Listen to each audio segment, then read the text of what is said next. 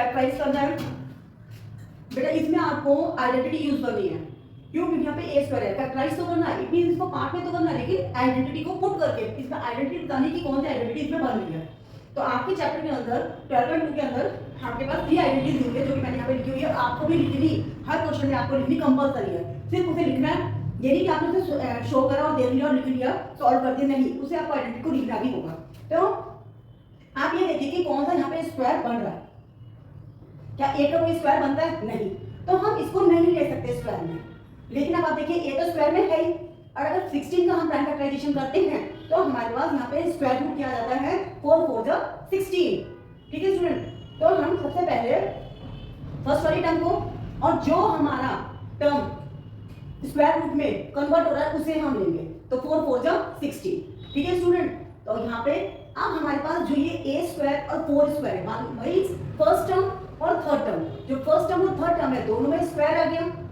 तो that means इन दोनों को ही हम ए स्क्वायर और बी स्क्वायर वाली जो आइडेंटिटी आपकी फर्स्ट आइडेंटिटी है उसे हम यहाँ पे पुट करेंगे, और हमें लिखना है कि मैं यहाँ पे ये आइडेंटिटी यूज कर रहा हूँ या कर रही हूँ। a plus B square is equal to A square plus B square plus 2ab।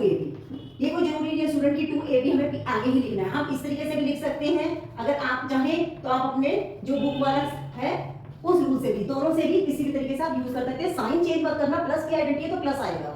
ठीक है, अब हम यहाँ पे अब जो हमने यूज करना है, जो a और b है वो हमारे यहाँ पे फर्स्ट टर्म और थर्ड टर्म है। तो फर्स्ट टर्म की वैल्यू क्या है a, और थर्ड टर्म की वैल्यू क्या है 4। तो दैट मींस यहाँ पे मैंने जो फर्स्ट टर्म की वैल्यू थी a और जो थर्ड टर्म की वैल्यू थी 4, उसको यहाँ पुट कर दिया और स्क्वायर लगा देती हूँ मैं। तो वही a और b मुझे अब बीच में पुट करना है। क्यों? क्योंकि यहाँ पे 2ab लाना है मुझे, तो 2 तो मैं हर बार लिखूंगी, लेकिन a में क्या है, a में 2a है ना, 2a, a के अंदर क्या है, यहाँ पे वेरिएबल a ही है जो कि मल्टीप्लाई हो रहे हैं, तो put in bracket, and b क्या है 4 है, तो यहाँ पे 4। ठीक है, अब इस आइडेंटिटी को यहाँ ओपन करके दिखाया हुआ है, इसी को मैं क्लोज कर रही हूँ। अगर मैं इसे क्लोज करती हूँ तो वही आ गया मेरा a square plus b square आया।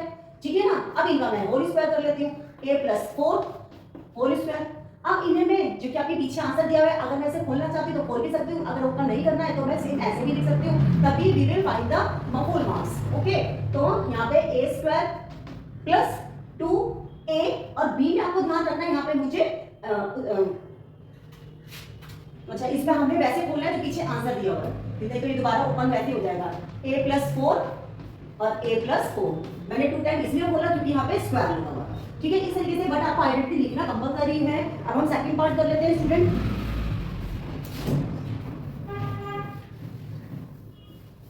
तो सेकंड पार्ट में जो है आपका वो है आपके पास p स्क्वायर। क्वेश्चन हमेशा आपको लिखना चाहिए स्टूडेंट, ये नहीं आप सीधा आंसर लिखने लग जाएंगे, नहीं।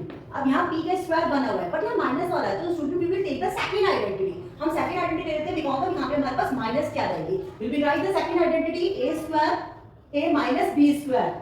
माइनस का साइन पुट करेंगे, ओपन कर लेते हैं a स्क्वायर। अगर आप आइडेंटिटी वैल्यू लिख लेंगे स्टूडेंट तो आपके लिए सम को सॉल्व करना आसान हो जाएगा।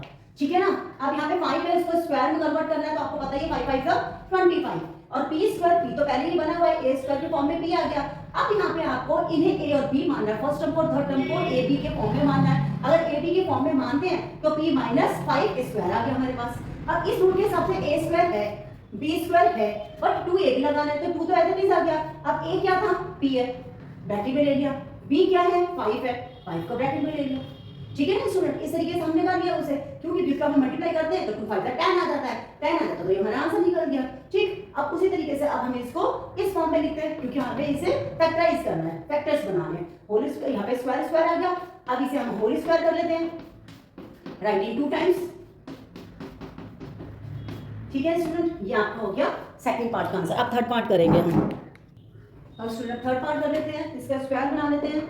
तो आप देखिए मैं यहाँ पे प्लस है, तो मैं जो फर्स्ट आइडेंटिटी है I used a square a plus b square. Identity लिखना कंपलसरी है, नंबर नहीं मिलेंगे, चाहे आपकी मैम बोल देंगी तब भी बेटा आपको सीबीएसई के हिसाब से आपको प्रिपरेशन कर लेनी शुरू कर दीजिए।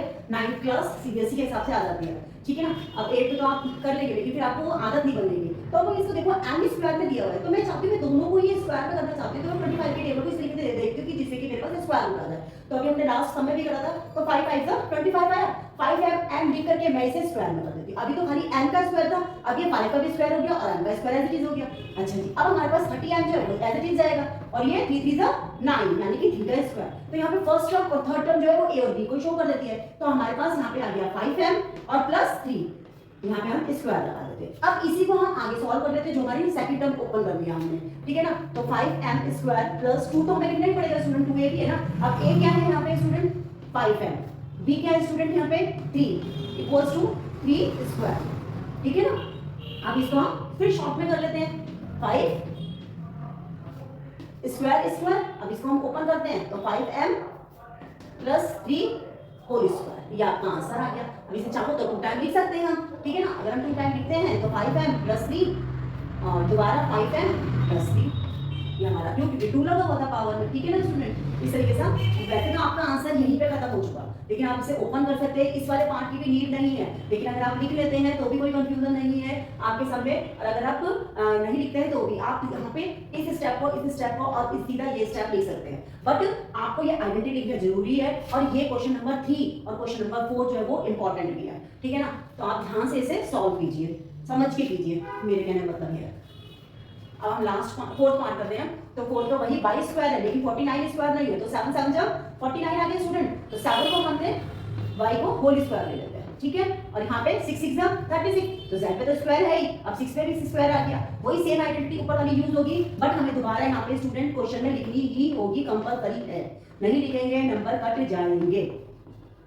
ये आपने ऊपर लिख दिया, चाहे कितने भी पार्ट आए आपको हर पार्ट में आइडेंटिटी लिखनी ही होगी, ठीक है। अब हमारे पास 2ab है, ab क्या है यहाँ पे 7y, और b क्या है हमारे पास 6z, और ये ab को शो कर रहा है जो ऊपर वाली आइडेंटिटी है, ठीक है ना। अब इसी तरीके से यहाँ पे 2 लिख लेते हैं, तो 2 के बाद यहाँ पे a और b, तो यहाँ पे 7y अंदर ब्रैकेट में, फिर 6z ब्रैकेट में। चाहो तो इसे सॉल्व करके देख लीजिए, 2 7 14 और 14 6 84, y और z, ठीक है ना। u के बीच में अगर कोई साइन भी नहीं है तो इसमें ये मल्टीप्लिकेशन हो रही है, ठीक है स्टूडेंट। अब हम यहाँ पे इस तरीके से ले लेते हैं 7y प्लस 6z स्क्वायर, ठीक। अभी हम बोल भी सकते हैं तो ये 2 टाइम लिख देंगे, राइटिंग 2 टाइम अगर चाहते हैं तो हम भी, अगर नहीं तो भी, क्योंकि कई बार ऐसा होता है एमसीक्यू में भी आ जाते हैं क्वेश्चन ये वाले, तो उसमें मैम इस तरीके से 2 टाइम लिख देती है और एमसीक्यू में दे देती है माइनस वाला प्लस वाला, ये थर्ड आइडेंटिटी, तो आपको चूज करनी होती है कि कौन सी आइडेंटिटी को ये पुट करना है, ठीक है। अब नेक्स्ट पार्ट करेंगे, I write on the black board.